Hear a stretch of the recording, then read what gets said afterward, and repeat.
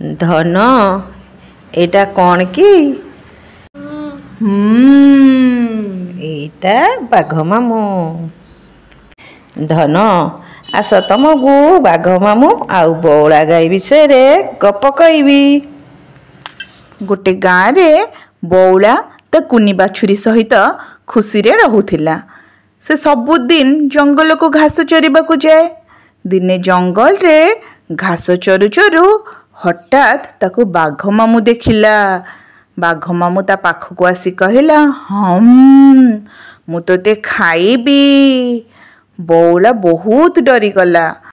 बौला डरी जाई बाघ मामू को कहला, बाघ मामू मोर गोटे कुनी बाछुरी अच्छी, मते छाड़ी दियो, मु ताकू क्षीर देके आसे तापरे तमे मते खाइबो। बाघ मामू कहला, तू जदि न आसीबू। बौला कहला, बाघ मामू मु सत्य कहूची, मु फेरी आसीबी। तापरे बाघ मामू छाड़ी देला।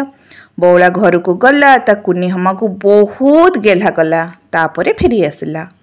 बाघ मामू बौला को देखी बहुत खुशी हैला। आ बौला सत्य रक्षा करी फेरी थिबारु बाघ मामू ताको छाड़ी देला ता कुनी बाछुरी संगे खुशी रे रहिबा पई।